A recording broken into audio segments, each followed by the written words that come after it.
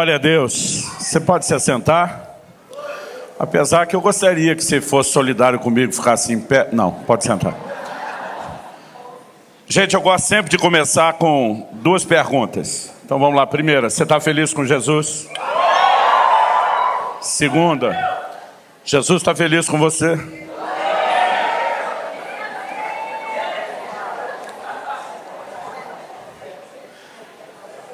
De vez em quando eu ouço um pensar em voz alta. Tem esse outro lado, eu digo tem esse outro lado.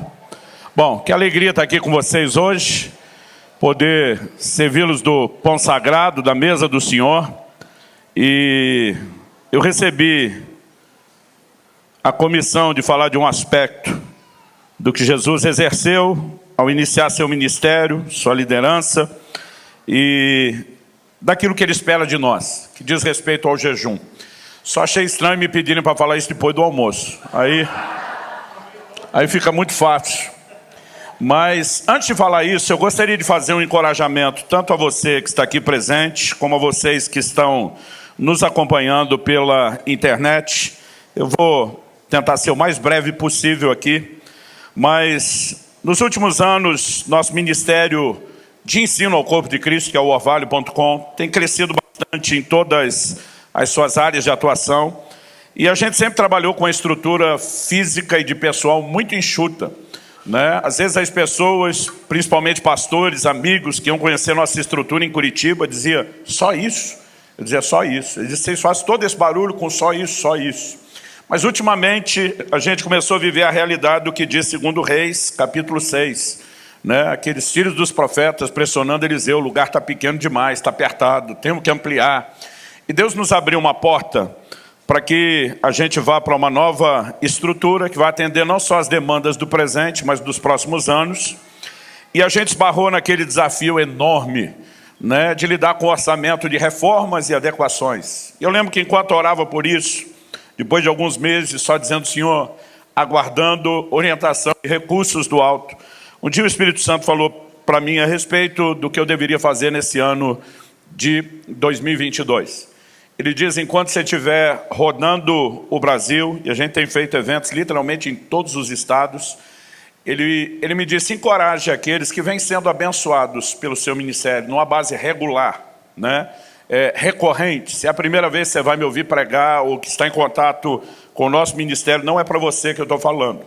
Mas se você numa base regular, de alguma forma, tem sido instruído, alimentado, encorajado, né, animado a prosseguir na fé e no ministério, então talvez você possa ser parte de um grupo para quem eu resolvi pedir ajuda.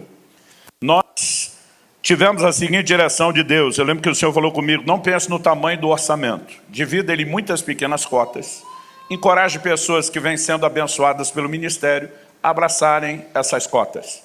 E das vezes que eu tenho estado, né, seja aqui na igreja ou nos eventos Dizascope, nunca pedi nada para ninguém, até hoje. E hoje estou pedindo não só para o presencial, para você que está no online também. Se você quiser nos ajudar nessa empreitada, assumindo uma cota, e está dentro desse grupo que vem sendo abençoado, o que é que eu gostaria de pedir para você? R$10 por mês durante um ano, R$120 parcelado em 12 de 10. Você não precisa tirar a energia da sua igreja onde você oferta.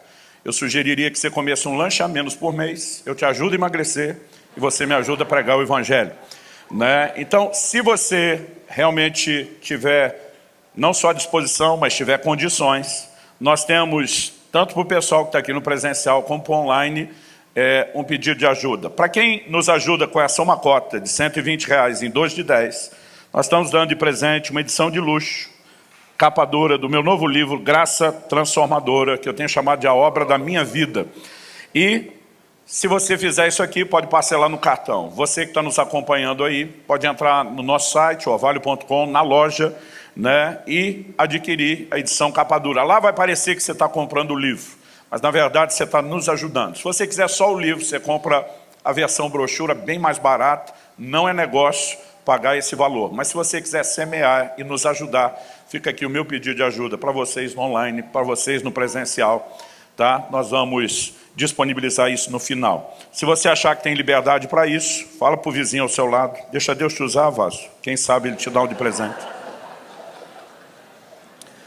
Abra sua Bíblia, por gentileza, no Evangelho de Lucas, no capítulo 5, e eu quero que você leia comigo do versículo 33 até o 38. Lucas 5, de 33 a 38. O texto sagrado diz: então eles disseram a Jesus: os discípulos de João frequentemente jejuam e fazem orações, e os discípulos dos fariseus fazem o mesmo, mas os seus discípulos comem e bebem. Jesus, porém, lhes disse: será que vocês podem fazer com que os convidados para o casamento jejuem enquanto o noivo está com eles? No entanto, virão dias em que o noivo lhes será tirado, e então naqueles dias eles vão jejuar. Se você puder, repita comigo: eles vão jejuar. 36, também lhes contou uma parábola: ninguém tira um pedaço de uma roupa nova para colocar sobre roupa velha, pois se o fizer, rasgará a roupa nova, e além disso, o remendo da roupa nova não combinará com a roupa velha. E ninguém põe vinho novo em odres velhos, porque se fizer isso, o vinho novo romperá os odres, o vinho se derramará e os odres se estragarão. Pelo contrário, vinho novo deve ser posto em odres novos, e ninguém, tendo bebido o vinho velho, prefere o novo, porque diz: o velho é excelente, ou é melhor. Meu Deus, declaramos mais uma vez nossa confiança e dependência na ação do Teu Espírito, o Espírito da verdade. Pedimos que o Senhor ilumine os olhos do nosso entendimento, que o Senhor nos permita ter mais do que simplesmente um momento de arrazoar no nível intelectual, que a Tua palavra resplandeça, que ela fale e cale nos nossos corações, que ela cumpra, como o Senhor falou por boca de Isaías, o propósito pelo qual tem sido enviada. E nós oramos que, mais do que informação, haja uma liberação, uma provocação dos céus nas nossas vidas. E te pedimos que haja também, da parte de cada um de nós, a capacidade de ouvir aquilo que o Senhor tem a dizer. Em nome de Jesus. Amém. Bom, o Senhor Jesus é abordado por um grupo que evidentemente não está fazendo um elogio. Quando eles dizem os discípulos de João, aqui estão se referindo a João Batista, frequentemente jejuam, os dos fariseus também, né? Dos fariseus nós sabemos que era hábito deles. Jesus menciona a oração de um fariseu em Lucas 18, que ele jejuava 2 vezes por semana. A tradição diz que eles faziam isso às segundas e quintas-feiras. O fato dos discípulos de João serem mencionados primeiro faz com que alguns questionem, né, se eles não jejuavam ainda mais. Até porque, se você pensar em termos, né, em termos de presença do tempo que cada um deles tinha, os fariseus estavam lá há bem mais tempo que os discípulos de João, que era um movimento recente. Mas o fato é que tanto um grupo como o outro jejuava com frequência. Mas eles dizem para Jesus: mas os seus discípulos comem e bebem. Então certamente isso não era um elogio, era um ataque. É a mesma coisa que alguém se dirigir, né, a um pai e uma mãe e dizer: olha, os filhos de fulano são uma bênção, os de ciclano são comportadinhos, né, os de beltrano são bem educados, mas os seus... Obviamente aquilo é um ataque não só ao comportamento dos filhos, mas uma insinuação de que os pais estão falhando no processo. Naquela cultura, criticar o comportamento de um discípulo ao seu mestre era criticar o próprio mestre. Era uma forma de dizer: você está falhando nisso. E quando eles tocam no assunto dessa forma, o Senhor Jesus responde algumas coisas que, ao meu entender, são muito importantes. E se houver um tema que eu possa dar essa mensagem, eu classificaria como a importância do jejum. Porque, na minha opinião, o Senhor não discute apenas o que, o assunto do jejum. Ele também aborda questões como quando eles iriam jejuar. E eu acredito que nas entrelinhas ele responde até mesmo o porquê eles fariam isso. De alguma forma o texto começa com um relato que envolve o passado, uma prática que vem do Antigo Testamento, do jejum, mas que também transita por aquele momento atual, presente na ocasião, mas que vai tratar e abordar o assunto em questões de futuro. Eu acho que aqui nós temos uma visão bem abrangente a respeito do jejum, que, penso eu, é um assunto que precisa ser melhor entendido. Eu creio que Deus quer resgatar a cultura do jejum. Eu tinha 15 anos de idade, eu nasci e cresci num lar cristão, e para não dizer que eu não sabia que meu pai, principalmente, que era pastor, jejuava, existia uns dias de jejum anual da denominação, que todo mundo se unia no dia de oração e jejum por avivamento. Então, pelo menos aquela uma vez por ano eu sabia. Mas eu nunca soube que meu pai praticava outros tipos de jejum. Porque ele era parte de uma geração que acreditava que tinha que ter um código de sigilo absoluto sobre o jejum. Porque se contasse para alguém que jejuou, perdia a bênção. E era a forma como eles entendiam o ensino de Jesus em Mateus 6, no Sermão do Monte. Mas eu lembro que eu comecei a jejuar porque outras pessoas me estimularam. Meu primeiro jejum aos 15 anos de idade, eu jejuei só o almoço, ainda tomei o refrigerante com medo de desmaiar. Ou seja, não foi assim aquele jejum raiz. Mas eu e os meus amigos, todos tínhamos sido batizados no Espírito Santo, só tinha um da patota que ainda não. E estava muito desanimado, porque parece que Deus amava todo mundo, menos ele. E ele estava assim por um fio de desanimar, de desviar. E alguém sugeriu, vamos jejuar hoje por fulano, para Deus pegá-lo de jeito. Nós estávamos numa conferência de avivamento, para ele ser batizado no Espírito Santo, vai ter uma vigília à noite, né, para ministrar isso. E ele já estava cansado de receber oração, já não queria nem buscar mais isso. E alguém falou, vamos jejuar. Eu lembro que eu falou, mas nós já tomamos café da manhã, mas não tem hora para começar jejum. O outro, não tem não. E a gente via que ninguém sabia nada. Não, vamos pular o almoço. Aí o outro diz, mas não morre? Claro que não morre, uma refeição só. Outro diz, mas não desmaia? Aí já não sei. Aí foi que um deu a sugestão, vamos tomar pelo menos o refrigerante. E nós tomamos bastante refrigerante, para ter muita glicose. Mas nós pulamos e naquele horário do almoço, não apenas não comemos. Gente, um adolescente jejuar uma refeição é mais ou menos um adulto jejuar um dia, vocês sabem disso. Porque o adolescente tem 3 estômagos, além do normal tem um em cada perna. Eu não sei para onde vai tanta comida. Mas eu lembro que nós ficamos orando, intercedendo por ele. Depois daquele momento, alguém soube que a gente pulou só o almoço e que ainda tínhamos tomado refrigerante, esculhambou com a gente.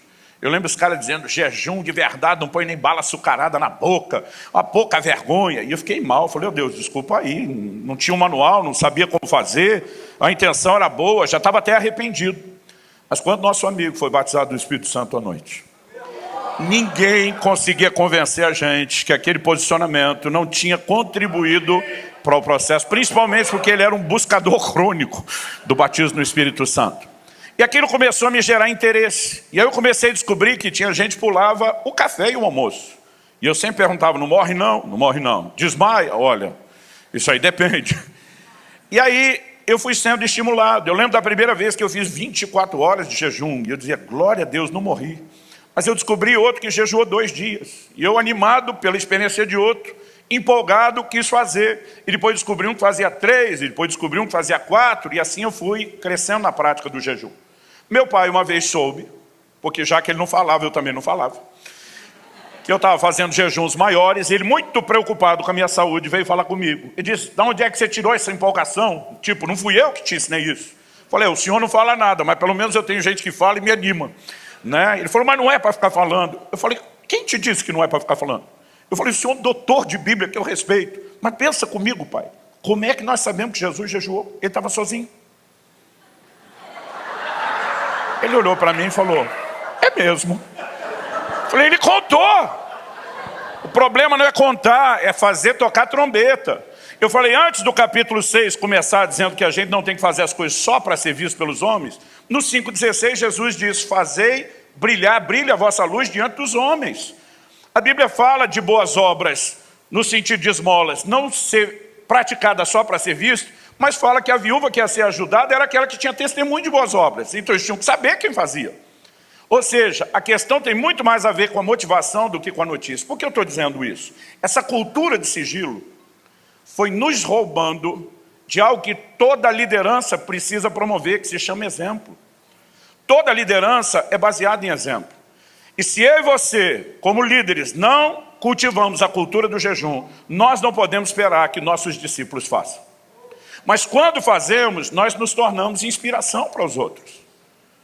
Minha filha terminou o ano passado fazendo um jejum de 20 dias na água. Meu filho começou os primeiros 7 dias desse ano em jejum. E eu lembro quando ele me disse que ia terminar no 7º dia, eu falei, sério, agora que vai ficar bom? Ele falou, pai, Deus mandou fazer só 7. Eu falei, tá bom.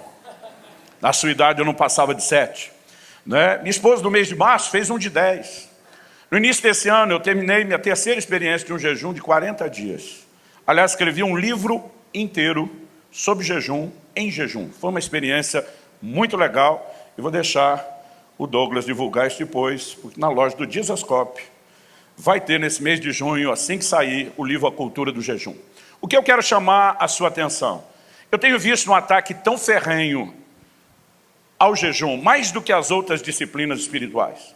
Nós temos um discurso de um grupo do que eu chamo dos pregadores pós-modernos da graça, que estão atacando as disciplinas espirituais como se fosse religiosidade. Apesar de em 2000 anos de história da igreja, você perceber que a vida daqueles que se destacaram, que marcaram sua geração, que escreveram história, tinham todos em comum a prática das disciplinas, isso vem sendo atacado como se fosse religiosidade. Porque de alguma forma o top hoje é ser carnal. E nós não podemos assistir isso, gente, de forma passiva. Nós precisamos entender, antes de mais nada, a doutrina bíblica. E eu não quero falar só sobre experiência. Mas de vez em quando eu vejo gente me questionando se o jejum é para hoje. Porque muitos acreditam que isso é uma prática do Antigo Testamento. Como se tudo o que tivesse no Antigo Testamento tivesse ficado lá. Outro dia eu falei para um, você não ora? Ele falou, oro. Eu falei, no Antigo Testamento eles também oravam. A gente não dá esmola? Sim, no Antigo Testamento eles também davam. A minha vontade era perguntar, você respira? Eles também respiravam. Porque, sabe, de alguma forma nós estamos equivocados no que diz respeito àquela lei de Moisés que tinha prazo de validade, com aquilo que diz respeito à nossa devoção para com Deus. Então, a pergunta a ser feita em primeiro lugar é, o jejum é para hoje? É para os crentes da Nova Aliança, do Novo Testamento? Um dia, uma pessoa falou para mim, jejum é uma prática do Antigo Testamento. Eu falei, o curioso é quando perguntaram para Jesus, por que os discípulos dele não jejuavam? Ele disse quando eles iriam jejuar. Ele disse, quando o noivo for tirado. E é evidente que ele falava de si. Ou seja, ele estava dizendo que a partir do momento, não só a ausência entre a morte e ressurreição, mas ele falava principalmente do momento onde fosse elevado aos céus, até o tempo do seu retorno, o tempo da sua ausência, seria o tempo onde os seus discípulos iriam jejuar. Outro dia um falou para mim, Jesus veio ensinar, né, os judeus. Eu falei, não me faça violência hermenêutica. O tempo todo ele dizia ao judeu da antiga aliança, ouviste o que foi dito aos antigos, citava a lei de Moisés. Mas ele dizia, eu porém vos digo. E obviamente ele estava ensinando algo diferente de simplesmente guardar a lei de Moisés. Ele diz, façam discípulos das nações. Em outras palavras, gentios, não judeus. Ensine eles a guardar tudo o que eu vos tenho ordenado, que incluía o jejum. Em Mateus 6,16, Jesus não diz se jejuardes, ele diz quando jejuardes. Aí outro dia alguém me falou, não, mas é que muita gente está jejuando como uma prática meritória. Eu falei, e daí? Porque alguém fez a coisa certa do jeito errado, você vai deixar de fazer a coisa certa do jeito certo? Jesus disse, não jejuem como os hipócritas. Ele falou, tem gente fazendo o errado. Não imite o comportamento errado, mas vocês vão fazer a coisa certa do jeito certo. Eu não tenho um pingo de dúvida de que o jejum é para o nosso tempo. Outro dia alguém falou assim para mim, mas e o silêncio das epístolas? Não há nenhuma ordenança, nenhum imperativo no Novo Testamento, especial nas epístolas sobre o jejum. Falei, na verdade, não tem imperativo sobre jejum na Bíblia inteira. O único jejum obrigatório no Antigo Testamento era o do dia da expiação, Yom Kippur. E a expressão usada era afligir a alma. Lá na frente, no livro de Jeremias, depois no livro de Atos, é chamado de o dia do jejum. Então nós sabemos que isso é o que eles faziam. E Deus estabeleceu como um mandamento e diz que quem não afligir a alma será exterminado do povo. Se fosse só um sentimento afligir a alma, não dava para julgar a pessoa por aquilo. Eles praticavam o jejum. Era o único jejum obrigatório. Mas quando você chega no Novo Testamento, eu concordo com você que você não vai necessariamente encontrar um imperativo. Mas se Jesus diz, quando jejuardes, em vez de si, é óbvio que ele esperava isso de mim e de você. E se nós vivemos de acordo com a cultura bíblica do próprio Novo Testamento, para agradar nosso Senhor, mesmo que ele não tenha dado uma ordem, só o fato de revelar uma expectativa já deveria ter para mim e para você o peso de uma ordenança. Mas o ponto não é esse. Quando alguém me perguntou, e o silêncio das epístolas? Eu falei, engraçado você tocar no assunto. Eu falei, você prega o evangelho e diz para o seu povo que tem que pregar o evangelho. Qual o seu argumento? Jesus pregou, mandou seus discípulos fazer, seus discípulos fizeram. Você fala que tem que orar pelos enfermos, seu argumento. Jesus fez, curou os enfermos, mandou os discípulos fazer, os discípulos obedeceram. Mas quando Jesus jejuou, mandou jejuar e os discípulos obedeceram, não serve. Eu falei para ele, se você discordar do meu ponto de vista, da minha forma de interpretar interpretar, nós podemos dizer que é algo subjetivo, cada um pensa de uma forma. Eu falei, mas quando você discorda da sua forma de interpretar, isso para mim se chama desonestidade. Então, se o jejum não cabe, joga fora a pregação do evangelho e a cura. Se a cura e a pregação do evangelho cabe, bota o jejum junto, porque é o mesmo argumento. Aí ele falou assim, não, mas e o silêncio das epístolas? Eu falei, desde quando eu e você precisamos que os apóstolos revalidem alguma ordem do Senhor para ela estar de pé? O que nós temos é a ordem inversa. Tudo que os apóstolos disseram depois foi ordenado pelo Senhor. Não eram eles que tinham que revalidar a ordem do Senhor. Eles transmitiram outros mandamentos que o Senhor lhes deu. Mesmo Paulo, que não andou com o grupo dos 12, dizia, eu vos entreguei o que eu também recebi do Senhor. O livro de Hebreus diz que a salvação nos foi inicialmente anunciada por nosso Senhor e continuada pelos apóstolos. Eles não vieram trazer um evangelho diferente, embora havia aspectos dele que foram comunicados depois. Olhei para aquele camarada, que era de um grupo carismático, pentecostal, falei, você crê no falar em línguas e prega isso? Não estou criticando porque eu também. Eu falei, mas onde há nas epístolas um imperativo para falar em línguas? Paulo fala que quem fala em línguas edifica-se a si mesmo, que ele era grato a Deus por isso, mas em nenhum momento ele mandou. Mas porque Jesus diz, esses sinais seguirão os que creem, para você a palavra de Jesus é suficiente, mesmo que não haja uma revalidação no Novo Testamento. Eu falei, você prega o dízimo, e eu não tenho nada contra ele, porque o livro de Hebreus nos mostra que quando Abraão se curva diante de Melquisedeque, nós temos uma figura. A Bíblia diz que Levi ainda estava nos lombos de Abraão, e naquele momento era Levi entregando os dízimos àquele que prefigura Cristo. Se isso não é a figura dos dízimos passando da velha para a nova aliança, me explique o que é. Falei, mas onde é que tem um imperativo? Eu acho que Jesus falou mais claro sobre o dízimo, quando a única vez que ele elogia os fariseus em todo o relato dos evangelhos é no momento do dízimo, quando ele fala de dar a César o que é de César e a Deus o que é de Deus. Mas você não acredita que isso precisa de um respaldo das epístolas para justificar aquilo que Jesus disse. Mas quando o assunto é jejum, a regra muda. O que nós temos no Novo Testamento é a declaração de que os discípulos jejuavam, e não apenas como uma prática dos judeus. Paulo, quando se converte, passa 3 dias e 3 noites sem comer nem beber, trancado num quarto orando.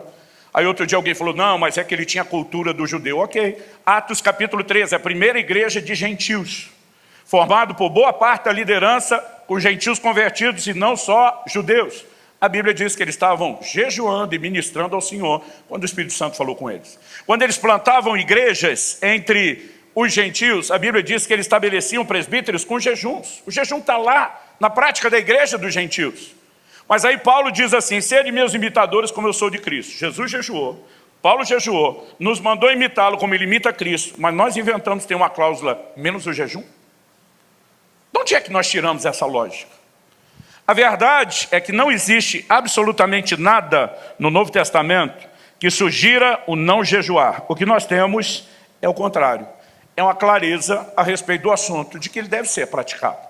Agora, o que honestamente Jesus não foi claro, e ninguém pode cobrar um do outro, porque sempre tem um fariseu querendo dar pitaco no jejum do outro, ele não determinou qual seria a periodicidade, de quanto em quanto tempo você tem que jejuar.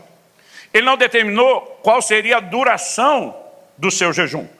Na Bíblia você tem jejuns que duraram uma parte do dia, um dia inteiro, né? Você tem lá 3 dias, 7 dias, 14, 21, 40.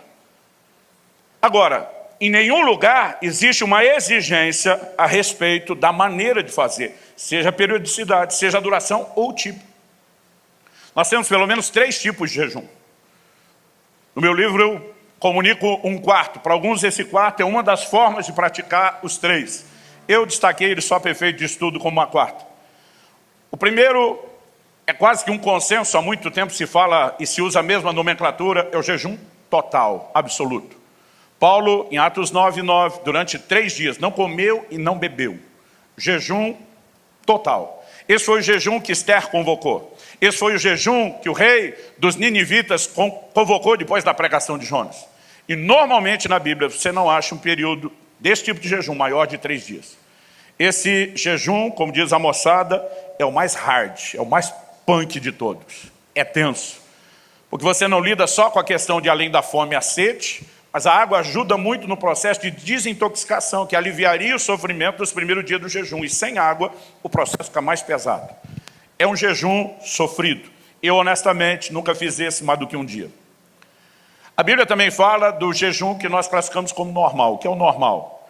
A Bíblia diz em Lucas 4:2 que Jesus durante 40 dias não comeu e que no final deles teve fome. Não diz que ele não bebeu e nem que ele não teve sede. Aliás, deixa eu explicar a respeito de um jejum prolongado o que é essa fome que Jesus teve. Fome ali não é a vontade de comer que eu e você temos quando atrasamos ou pulamos uma refeição. Não é aquela sensação da baixa de glicose, né, que muda alguma coisa aí dentro da estrutura do seu corpo. Quando você não come, principalmente, né, o carboidrato, a fonte de glicose, seu corpo vai buscar energia no glicogênio armazenado ou nos músculos ou no fígado. Quando ele acaba, ele entra em cetose. Cetose é quando ele vai buscar energia na reserva de gordura. Então, se algum de vocês fez a dieta cetogênica, você sabe que você tem energia e quem está no jejum prolongado tem a mesma energia. Outro dia um falou, pastor, não pode ser a mesma, eu estou comendo. Falei, mas o que você está comendo não te dá energia. Sua energia na cetogênica vem de lá e é a mesma energia que você tem para o jejum. Então, porque eu vou estimular alguns de vocês a jejuarem mais, eu quero te dizer que um jejum prolongado, você troca o alimento externo por um alimento interno. Ele assusta, mas não é tão complexo quanto parece. Depois eu falo mais sobre isso. A Bíblia não limita apenas o jejum total e o normal, né? A Bíblia também fala a respeito de um jejum parcial. Daniel, durante 3 semanas inteiras, a Bíblia diz que ele não comeu carne, não comeu manjar desejável, né? E não bebeu vinho. Isso sugere que talvez ele tenha ficado em algo parecido com aquela dieta do capítulo 1, água e legumes. Muitas vezes é uma excelente forma de praticar o jejum prolongado. João Batista se alimentava de mel silvestre e de gafanhotos, né? Ele tinha uma dieta restrita. Mas a Bíblia fala de Moisés 40 dias e 40 noites no cume do monte sem comer nem beber. Isso é humanamente impossível. Com 5 dias sem água, seu corpo pode entrar em colapso e falência. Então nós chamamos isso de um jejum sobrenatural. Ele emergiu, mergulhou na nuvem e desfrutou de recursos sobrenaturais. Eu não sei quantos de vocês já leram a história do irmão Yun, o homem do céu. Alguém aqui já leu? Ele conta no livro dele, eu já tive com ele algumas vezes e tive a curiosidade de fazer perguntas, mas ele numa ocasião fez 74 dias de jejum numa prisão, sem comer nem beber. É impossível. Né? Desnecessário te dizer que centenas de presos que assistiam o processo se converteram, né, enquanto aquilo acontecia, porque é humanamente impossível. Então a gente classifica aí como sobrenatural. Para alguns, eles acreditam que o sobrenatural é apenas uma das formas de você praticar esses, outros colocam numa classificação à parte. Mas isso é algo que a Bíblia não define. O que te dá liberdade de ou escolher como, quando, de que forma você jejua, ou então obedecer a liderança do Espírito Santo. A Bíblia diz que Jesus foi guiado pelo Espírito ao deserto, para ser tentado pelo diabo e jejuou. Então eu digo para as pessoas, é importante seguir a liderança do Espírito Santo. Outro dia um me falou, não, o Espírito Santo guiou ele para o deserto para ser tentado, não para jejuar. Eu falei, você acredita que ele era liderado pelo Espírito Santo para uma coisa, mas não para outra. Presume-se que a mesma liderança está guiando ele naquilo que faz. E eu e você precisamos entender que há momentos onde o Espírito Santo vai nos dirigir. Mas o que eu gostaria que você pensasse comigo não é só se o Novo Testamento fala sobre jejum. É por que o jejum aparece. Obrigado.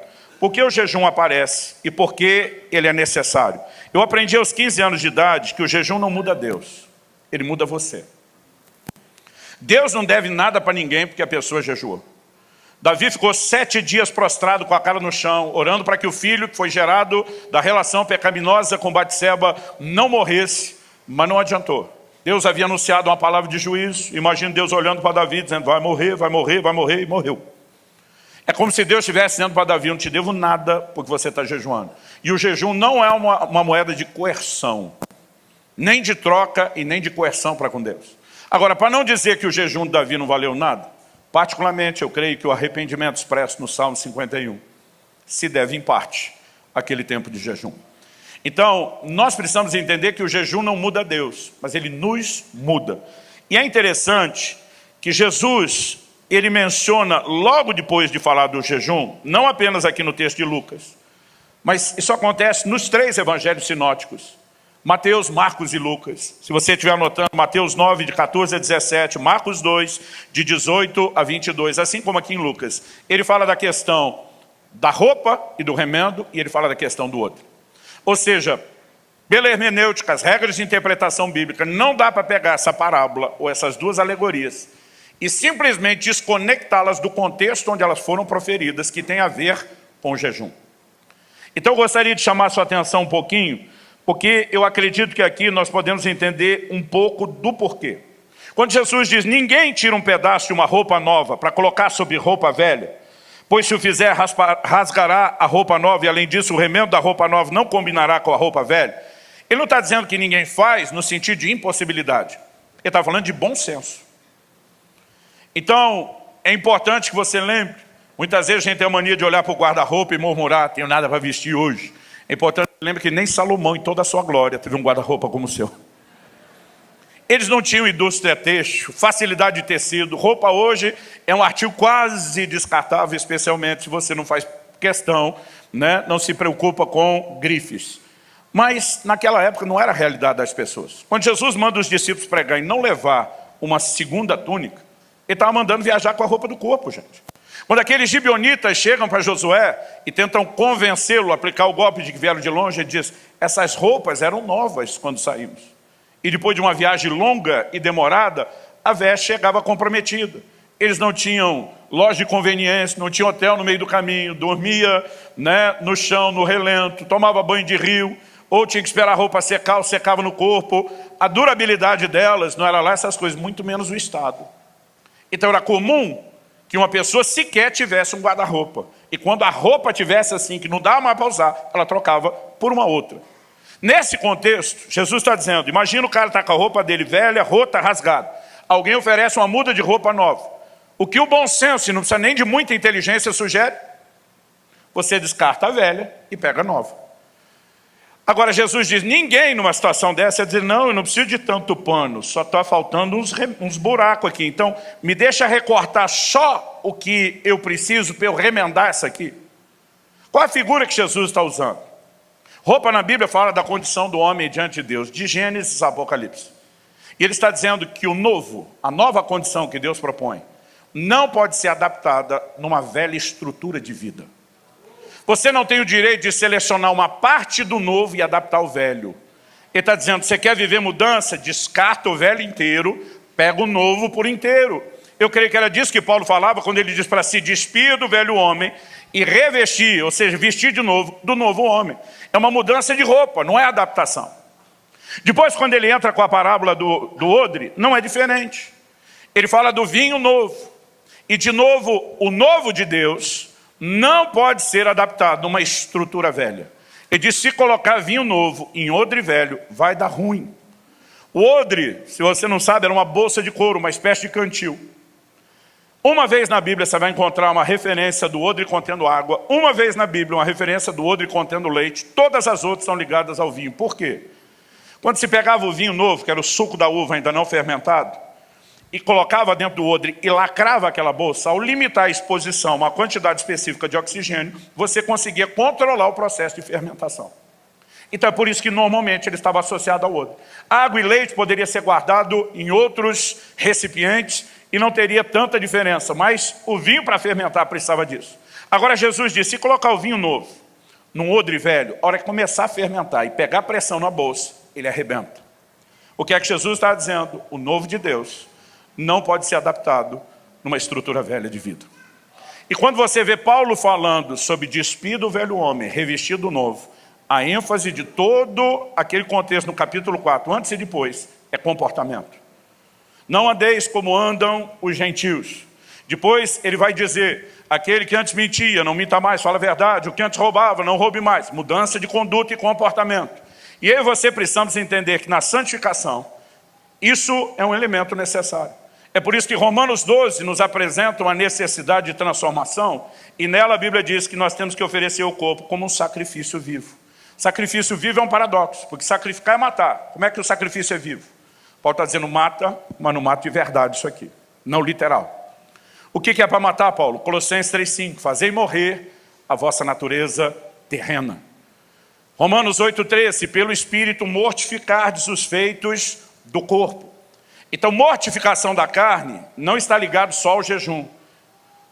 Mortificação da carne, domínio próprio, é parte de uma vida, de uma conduta diária. Mas o jejum tem um grande papel nesse processo. Eu costumo dizer que quem jejua com regularidade e frequência sabe que um chip muda na sua forma de pensar. O centro de gravidade da Terra puxa para baixo. O centro de gravidade do reino de Deus para cima. Buscar as coisas que são do alto, pensar nas coisas que são de cima. Todo jejum prolongado que eu faço, se tiver alguma coisa na minha lista de oração que envolve questões materiais, eu não consigo chegar ao fim do jejum orando por aquilo. Perde a importância de uma forma. E eu não vou dizer que Deus não quer fazer. Mesmo parando de orar, eu tenho visto muitos milagres acontecer nessa área, mas de alguma forma você olha para aquilo e diz, não é importante. Algo muda dentro de você. Em 2018, quando Deus me chamou pela primeira vez a um jejum de 40 dias na água, pensa num negócio que me deixou em crise. Crise. Pastor, por que crise? Meu temperamento é colérico. Para quem não sabe o que é, explico. Barraqueiro por natureza. Quase todo dia eu acordo e falo para mim, você é crente. Compote. E é pastor. Às vezes eu olho para a direita e o Espírito Santo está me vigiando, dizendo, fruto do Espírito de amor, mansidão, domínio próprio. Eu viro a cara para ele, está minha mulher do outro lado. Seja doce, meu amor. Só que durante 40 dias, não só sem comer na água, mas sem entretenimento, com Bíblia e oração. Gente, pela primeira vez na vida, eu me lembro de ter passado um tempo assim, nada e ninguém me irritava. Outro dia alguém falou, não, pastor, o senhor não é tão estourado assim. Eu falei, estourado não, porque você não vê a lava do vulcão que eu tenho que engolir de volta. Mas eu e Deus sabemos o que eu passo com cara de paisagem do lado de fora, tentando ser crente. Só que durante 40 dias eu não era tentado. Não é que eu tinha que engolir irritação, nada me irritava. Era um negócio tão surpreendente que minha mulher, quem conhece ela sabe que é um doce de pessoa, ela tirava onda com a minha cara o tempo todo. Ela dizia, quem é você? Quem está aí? O que você fez com meu marido? Que homem manso é esse que eu não conheço? Eu dizia, amor, não sei o que está acontecendo. Pastor, qual o motivo da crise? Não foi boa a experiência? A experiência foi boa. A crise foi porque ela acabou com a minha desculpa. Porque a vida inteira eu dizia, é o temperamento. Mas a parte boa da liderança do colérico estava lá pura, coração. Mas a parte ruim, carnalidade, a carne, como diziam os antigos, apanhando que nem cachorro, sem nada que alimentasse, ela estava estribuchando. E de repente eu comecei a perceber que você de fato entra num lugar onde a ofensa não consegue te atingir. Sabe, quando nós começamos a entender a necessidade, não só da mortificação da carne, mas o jejum, acompanhado da sua irmã gêmea, a oração, ele na verdade promove a consciência de uma outra coisa. Romanos 8,5 fala sobre os que se inclinam para a carne e pensam e cogitam dela. Os que se inclinam para o Espírito e pensam e cogitam disso. Honestamente, eu não tenho todos os porquês, mas quando Jesus relacionou o jejum com essa coisa de mexer na estrutura, isso para mim basta, ainda que ele não tenha dado os detalhes de como funciona. Jesus diz em Marcos 4:26, o reino de Deus é semelhante a um homem que plantou uma semente, e ela germina sem ele saber como. Eu e você não precisamos entender de germinação para ver a semente germinar. A gente só precisa plantar a semente. Então não importa se é um engenheiro agrônomo com todas as especializações sobre germinação, ou se é alguém leigo como eu e você, plantou, vai germinar pelo ato de plantar, não pelo conhecimento do processo. Então, se Jesus está dizendo que mexe com a estrutura, a gente não tem que entender todos os detalhes de como mexe. A gente só precisa acreditar e praticar. Então, a gente deveria ter um comportamento mais simples em relação a isso. Quem está acompanhando aí, diga amém. Amém. Mas em terceiro e último lugar, eu gosto quando... Quem fez isso? Eu vou dar um abraço em você depois. Em terceiro e último lugar, eu queria destacar algo importante a respeito do jejum, e provavelmente aqui nós vamos deixar o leite passar para o alimento sólido. Quando Jesus diz que quando o noivo fosse tirado eles jejuariam, a gente pensa apenas no começo do tempo do jejum, com a ida dele aos céus. Mas Jesus, de alguma forma, ao relacionar o jejum com a sua ausência, ele está dizendo da importância do jejum até o final da sua ausência, até que ele regresse. E eu quero fazer um link entre a importância do jejum e o tempo do fim que vai anteceder a volta de Nosso Senhor. Porque o tempo de jejuar é agora, gente. Quando Jesus voltar, nós vamos ter festa, nós vamos ter bodas, Ele mesmo falou para os discípulos, eu não vou beber do fruto da vide até que o faça de novo com vocês no reino do meu Pai. Então, o jejum é para o tempo da ausência dele, não é para o seu retorno. Mas qual a relação entre o jejum e o retorno de Cristo? Eu tenho um desafio de resumir algo que não é necessariamente complexo, mas é abrangente. Mas em Atos, no capítulo 3, de 19 a 21, Pedro, pregando o Evangelho, diz assim: arrependei-vos, convertei-vos, para que venham da parte do Senhor, para que sejam cancelados os vossos pecados, e venham da parte do Senhor os tempos de refrigério. Aí diz assim: envie ele o Cristo. Esse envie ele o Cristo não é a primeira vinda. Ele está anunciando o Cristo que já veio, morreu, ressuscitou, foi assunto aos céus. Envie ele o Cristo é a segunda vinda. Envie ele o Cristo, o qual convém que os céus recebam, outra versão diz contenham, até o tempo da restauração de todas as coisas, como falou Deus pela boca dos seus santos servos, os profetas. Aqui não importa a cronologia escatológica do tempo do fim, do que cada um de nós acredita. Se tem tribulação, se ele vem antes, no meio, depois, não importa. A Bíblia diz que os céus estão segurando ele, para que ele não volte sem que primeiro haja restauração, não apenas de todas as coisas, mas de todas as coisas que foram ditos pela boca dos seus servos, os profetas. Então, necessariamente, precisa anteceder a vinda de Cristo a restauração daquilo que foi dito pelos profetas. Para mim, há uma diferença entre o cumprimento do que foi profetizado e a restauração do que os profetas disseram. Porque há profecias que ao longo da história já tiveram um cumprimento parcial, mas terão um cumprimento replicado. E essas profecias precisam chamar a nossa atenção em relação àquilo que antecede a vinda do Senhor. E uma dessas profecias, que não pode ser ignorada, é a profecia de Joel, capítulo 2, a partir do verso 28. E acontecerá depois disso, que derramarei do meu espírito sobre toda a carne. Vossos filhos e vossas filhas profetizarão, vossos velhos sonharão, vossos jovens terão visões, até sobre os servos e servas derramarei do meu espírito naqueles dias. Mas ele também disse: mostrarei prodígios no céu e na terra, sangue, fogo, colunas de fumaça, o sol se transformará em trevas, a lua em sangue, antes que venha o grande e terrível dia do Senhor. E acontecerá que todo aquele que invocar o nome do Senhor será salvo. Porque no Monte Sião e em Jerusalém estarão os que forem salvos, como o Senhor prometeu, e entre os sobreviventes aqueles a quem o Senhor chamar. Quando você olha para essa profecia de Joel, ela vem dentro de um contexto. Joel começou falando a respeito de outras coisas. Entre elas, uma restauração que Deus produziria no que dizia a respeito à fome, à crise financeira, à escassez de alimento. Ele diz: restituirei as chuvas, restituirei o que foi consumido pelo gafanhoto. E no meio disso tudo, ele anuncia o derramar do Espírito. Quando você olha para os dias de Joel, parte dessa palavra profética se cumpriu exatamente no tempo em que ele profetizou. E eu diria que especificamente, essa parte que pode ser destacada está ali em Joel capítulo 2, a partir do verso 18, que diz assim: então o Senhor teve grande amor pela sua terra e se compadeceu do seu povo. Passado. O Senhor respondeu ao seu povo: eis que eles enviam cereal, vinho, azeite, vocês ficarão satisfeitos, nunca mais farei de vocês motivo de zombaria entre as nações. Ele diz no verso 23, filhos de Sião, alegrem-se, exultem no Senhor seu Deus, porque Ele lhes dará chuvas em justa medida. Fará descer como no passado as primeiras e as últimas chuvas. As eiras se encherão de trigo, os lagares transbordarão de vinho e de azeite. Restituirei os anos que foram consumidos pelo gafanhoto. Vocês, verso 26, terão abundância de comida, ficarão satisfeitos, louvarão o nome do Senhor seu Deus, que fez maravilhas em favor de vocês. E a maior parte desses detalhes se cumpriu.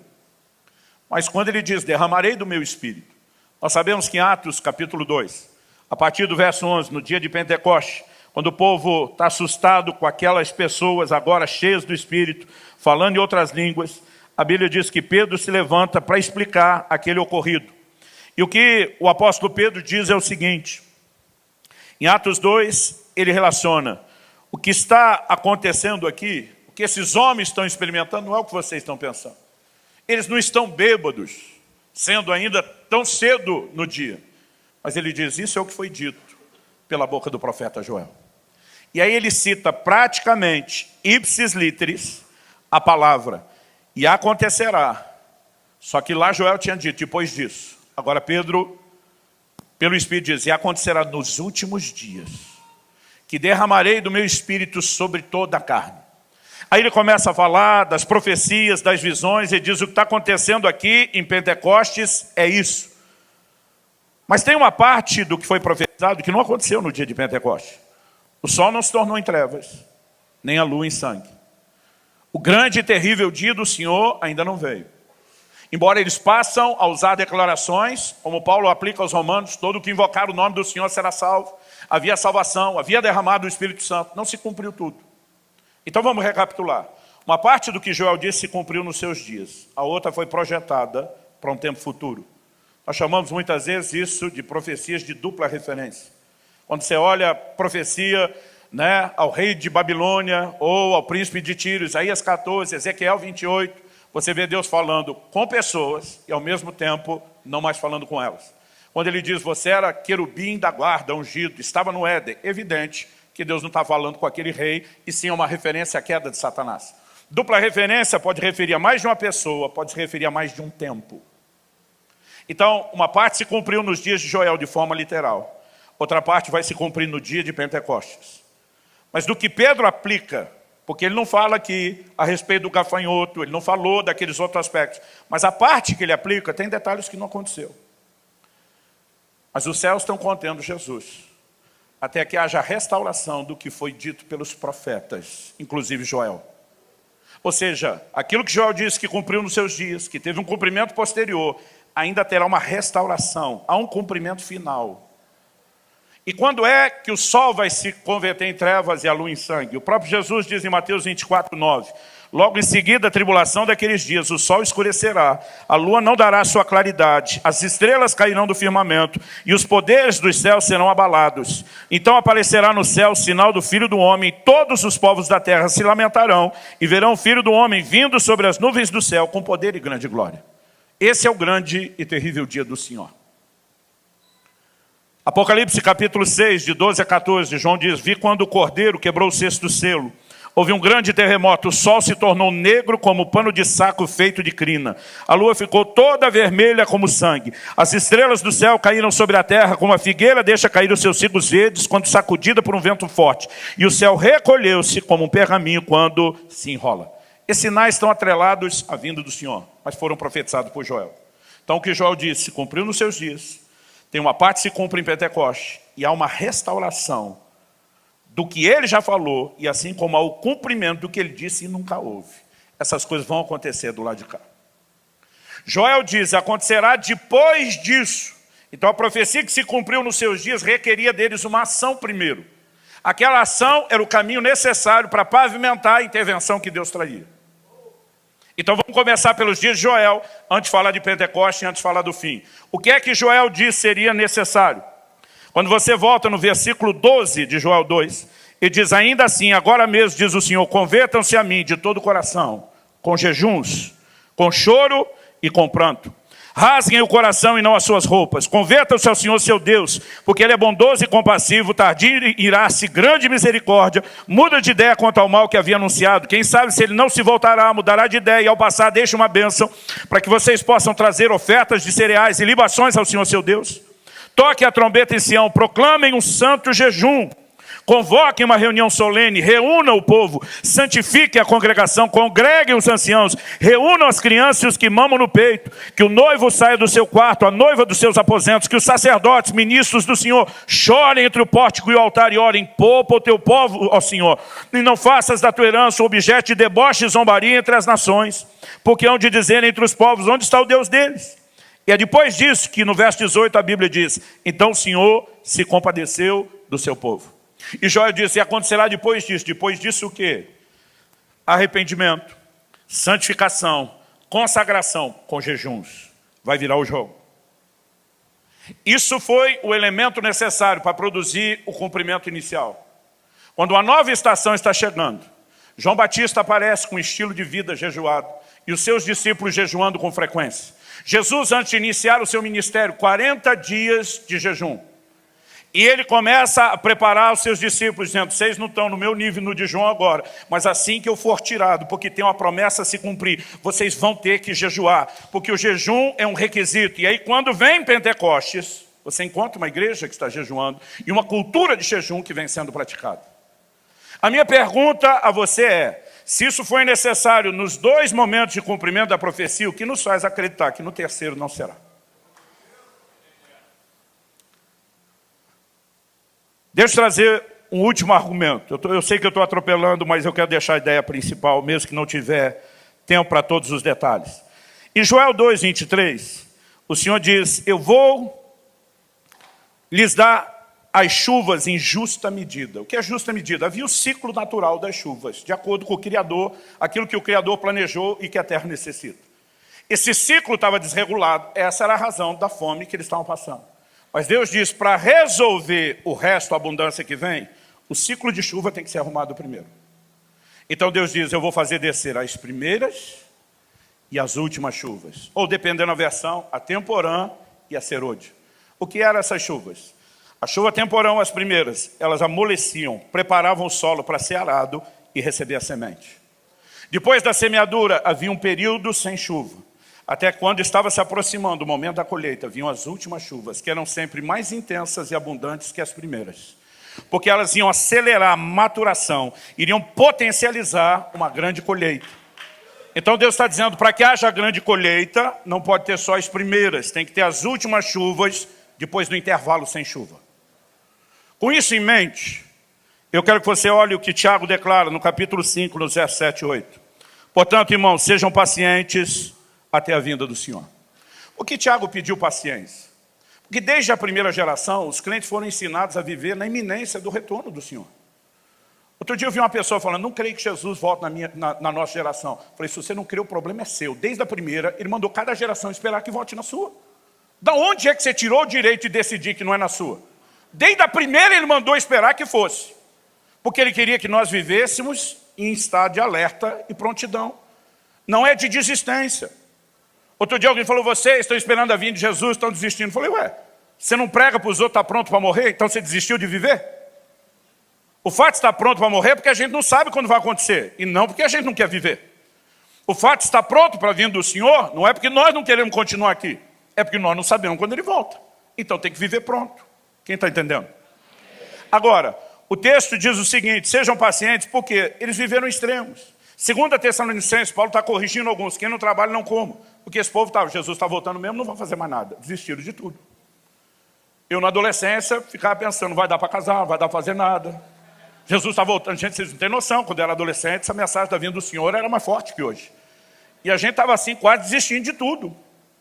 Mas depois de um tempo que as coisas foram passando, Pedro escreve, e ele já começa a dizer, ei, alguns estão zombando da promessa da sua vinda, dizendo que tudo está igual no começo, não aconteceu. Então agora já havia o outro extremo, que era o desânimo. Quando Tiago está dizendo, sejam pacientes, ele está gerenciando essas questões. Aí ele vai dar um exemplo de paciência. E ele diz assim, eis que o lavrador aguarda com paciência o precioso fruto da terra, até receber as primeiras e as últimas chuvas. Sejam também vocês pacientes e fortaleçam seu coração, pois a vinda do Senhor está próxima. Primeiro ele dá um exemplo para dizer qual a paciência que nós devemos ter, a mesma do lavrador. O lavrador não pode esperar só a primeira e depois tentar colher o fruto antes da hora certa. Ele tem que esperar com paciência as últimas chuvas. E de vocês também tem que ser pacientes. Mas para mim ele não deu só um exemplo para a nossa paciência. Na minha forma de entender as Escrituras, ele nos deu uma alegoria profética. O Senhor Jesus está guardando o precioso fruto da terra. E ele não pode voltar antes das últimas chuvas. Ele tem que aguardar até que venham. Porque elas vão potencializar a maior colheita de todos os tempos da história. Para mim essa lógica está clara em 2 de Pedro 3,9. Pedro diz, o Senhor não retarda a sua promessa, ainda que alguns a julguem demorada. Pelo contrário, Ele é paciente com vocês, não querendo que ninguém pereça, mas que todos cheguem ao arrependimento. O único motivo da paciência dele é, eu quero a maior colheita possível, e eu preciso ser paciente, porque o que vai gerar a maior colheita? As últimas chuvas. Agora olha para a história da igreja. Ela começa com as chuvas do Espírito, o Evangelho foi semeado em todo o mundo, mas de alguma forma, a partir do segundo século, nós vemos as manifestações do Espírito começarem a minguar e se tornar raras. A ponto de doutrinas como cessacionistas se desenvolverem para tentar justificar a falta da experiência. Mas depois de muito tempo de seca, e eu e você nascemos num tempo privilegiado e a gente não percebe a diferença do que é do século XIX para o XX, o que a igreja passou a viver. Na virada do século XIX para o XX, vem um movimento pentecostal que espalhou sobre a terra que nem fogo em capim seco. E Deus começou a restaurar manifestações que nós tínhamos lá no início, estavam faltando. Isso aqui começa a se caracterizar como um movimento de restauração dessas chuvas que foram dadas no início. Depois, nas décadas de 60 e 70, movimento carismático, como muitos chamam, e há muitos nomes, irrompe novamente pelo mundo, e é um novo ciclo, e a gente percebe que a coisa subiu ainda a um outro patamar. Meu amigo, deixa eu te dizer, nós estamos para experimentar a maior chuva que essa terra já conheceu, porque as últimas eram mais intensas e abundantes que as primeiras, e elas são necessárias para a grande colheita que o lavrador está esperando. Agora, se para o primeiro cumprimento, Deus diz que tem que ter jejum, junto com consagração, arrependimento, santificação. Se aqui, no segundo cumprimento, isso foi necessário, o que é que faz eu e você acreditarmos que no último estágio não será necessário? Ao longo de toda a história e na Bíblia, o caminho do avivamento é pavimentado com santificação. Você vai ver movimentos de arrependimento, de consagração e jejuns. Eles sempre estão lá. Eu acredito que Deus quer resgatar a cultura do jejum de uma forma como nós nunca vimos. E sabe, há alguns desafios para nós como igreja. Há uma liderança de gente da minha idade ou mais, que quase não praticou isso na vida. E eu acho que já estão velhos demais para aprender. Porque há limitações até do organismo. Mas eu boto fé numa nova geração de líderes como vocês, que vão ouvir o que o Espírito está dizendo à igreja. E vão perceber que há algo diferente, extraordinário. Gente, eu sei que o jejum assusta, mas nos assusta por falta de conhecimento prático. Como eu disse, no início eu morri de medo de morrer. Cada jejum maior que eu fazia, eu ficava sempre com medo do que vinha. Honestamente, depois de ter feito 3 de 40, depois de 7 dias, tudo igual. Mas não estou encorajando ninguém a ser irresponsável. Eu não faço jejum prolongado, sem direção do Espírito e sem acompanhamento médico. Mas algumas coisas com o tempo que você vai descobrindo. Por exemplo, quem já fez aí 3 dias de jejum sabe que é um sofrimento. Por que é um sofrimento? Porque o seu corpo vai passar por um processo de desintoxicação. E a maioria de nós não tem uma alimentação saudável. A gente come um monte de processado, de industrializado. E muitas vezes, vou te dizer, a gente sofre à toa. Nós tínhamos um pastor na nossa equipe, o Francisco, que já foi para a glória. Ele jejuava períodos enormes, ele dizia, eu não sofro nada. Ele dizia, vocês sofrem porque não se alimentam direito. Ele falou, se quer insistir na dieta errada, ele dizia, pelo menos tenha o bom senso de desintoxicar primeiro. Então ele dizia para a gente, alguns dias antes de começar, tire carne vermelha, tire os açúcares, tira tudo aquilo que tem muita toxina. Tem gente que tem muita dificuldade, por exemplo, para parar o café. Não é meu caso, mas alguns têm. Ele dizia, eu tomo uma semana antes carvão vegetal, que te ajuda na limpeza do intestino. E aí, depois de começar a fazer essas coisas, a gente tentava do lado de cá e não tinha aquele sofrimento todo. E aí você começa a descobrir que não é tão difícil. Às vezes só nós estamos fazendo do jeito certo por falta de informação, porque a cultura se perdeu. Antigamente não havia necessidade de explicar essas coisas. Antes desse jejum de 40 dias no início do ano, eu fiz 7 dias, quebrando a cada 24 horas. Já tirei carne vermelha, tirei um monte de coisa. Comecei o processo do uso de carvão vegetal. Também é bom ouvir um médico sobre isso. Alguns podem ter constipação, outros o oposto, diarreia, no uso do carvão, mas que ele limpa, ele limpa.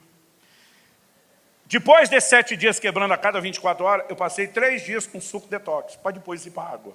Tive dor de cabeça? Nenhuma. Tive esse sofrimento? Não.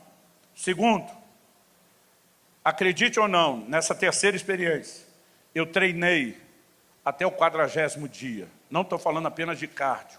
Musculação pesada, mantendo o mesmo ritmo. Porque o seu corpo vai ter energia. Eu estava lendo o material, Deus me disse, estude o jejum como você nunca fez. A teologia eu tinha quase esgotado o assunto, fui estudar fisiologia. Encontrei um livro de um médico que dizia, explicava a homeostase, a capacidade de adaptação do corpo. Ele diz, Quando você para de comer, seu metabolismo vai baixar. Você tende a ficar quieto, porque a gente pensa, tem que guardar energia. Ele diz, com tudo isso, o metabolismo baixou tanto, e o seu organismo inteligente quer que a energia dure, ele vai dosar a energia. É por isso que, às vezes, alguém levanta rápido e tem tontura. Minha esposa, agora em março, estava no 6º dia do jejum, ela estava tão bem que esqueceu que estava jejuando. Estava deitado no sofá, levantou correndo, acordou no chão, desmaiou. Porque o corpo requeria um nível de energia que a dosagem estava menor, não correspondeu. Mas ele falou, se você se exercitar, você vai fazer o corpo entender que está precisando, e se fizer isso todo dia, ele vai jogar o jogo. Foi a primeira vez que eu não tive tontura no jejum. Eu tinha ânimo, tinha disposição. Tinha domingo de eu pregar 4 cultos, no meio de 2 de manhã e o da tarde da noite, 2 horas, 2 horas e meia de treino. Você começa com o tempo a descobrir que não é tão complicado assim. Mas não comece. Eu sei quando a gente fala, principalmente para a moçada, eles são 8.800, não é nem 8.80. Não comece fazendo loucura. Vá dando um passo de cada vez. Vá conhecendo os limites do seu corpo. Vá fazendo os testes. Mas eu quero te encorajar. Virá um tempo onde Deus vai resgatar a cultura do jejum. E nós vamos viver coisas extraordinárias. Você recebe essa palavra em nome de Jesus? É melhor entregar o microfone antes que me tomem. Podemos orar? Quando fala assim, se não deixar, fica ruim para o organizador, né?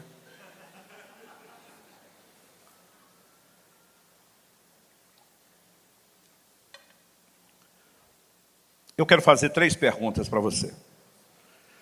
Eu quero que você pense nisso antes de orarmos. Como podemos pensar em viver uma vida cristã plena sem o hábito do jejum? Considerando não só que Jesus disse que jejuaríamos, a questão da estrutura e a importância disso para o tempo do fim. Como podemos pensar em agradar a Cristo sem a prática do jejum? Quando Ele sinalizou esperar isso de nós. E como podemos pensar em nos preparar para a vinda do Senhor sem a cultura do jejum? Pastor, o senhor está dizendo que Jesus não volta se a gente jejuar? Não. Ele não volta antes das últimas chuvas. E elas parecem não vir se a gente não jejuar. Então entenda como você quiser. Quando a Bíblia fala sobre apressar o dia da vinda de Deus, eu particularmente acredito que nós temos uma responsabilidade de corresponder com Deus. E é um grito do coração de Deus para que uma geração se volte para Ele. Nós temos valorizado demais o entretenimento. Leonardo Ravenhill dizia que o entretenimento tem se tornado o substituto diabólico da verdadeira alegria. Porque embora não seja necessariamente uma coisa ilícita, nós começamos a valorizar tanto os prazeres naturais, que nós perdemos a sensibilidade para uma outra dimensão de prazeres. Não estou dizendo da gente ir para o extremo, de virar monge, se isolar, não é isso, gente. Mas de alguma forma, ao fugir do extremo do que alguns fizeram, nós fomos para o outro lado. Quando Paulo fala aos casados que o único motivo que justifica uma pausa na intimidade, no deleite do casal, que de acordo com a Bíblia deve viver em avivamento, ele diz, é para se dedicar à oração. Sabe o que Deus está tentando dizer? Isso aqui é uma bênção que eu dei para vocês, é para vocês fazer festa e alegrar. Mas se vocês viverem só nisso aqui, vocês nunca vão se tornar conscientes de um outro nível de deleite, que é mais nobre, é mais profundo, é mais sublime do que aquele. Agora, quando eu e você começamos a abrir mão dos deleites e começamos a entrar nesse lugar de silenciar a carne e a alma, porque o jejum aflige a alma, a consciência do espírito e das coisas espirituais é algo extraordinário. Os médicos dizem que a irrigação sanguínea que não desce para o estômago na digestão vai para a cabeça. No jejum você fica criativo, às vezes tem até insônia. Mas há uma diferença enorme entre você estar criativo. Todo jejum eu escrevo livro. Há uma diferença enorme entre estar criativo e a percepção de revelação da palavra que você tem. Isso aqui, o ímpio que jejua pode ficar criativo, mas revelação ele não tem. Algo maior para mim e para você. Meu Deus, nós te suplicamos graça. Abre o nosso entendimento. Abre os nossos olhos. Ajuda-nos a entrar numa nova percepção da importância do jejum. Eu sei, ó Deus, que cada um tem a liberdade de decidir como se conduzirá nisso. Mas eu oro que eles também desenvolvam a sensibilidade para aquilo que o teu Espírito deseja lhes orientar e lhes guiar em relação a esse assunto.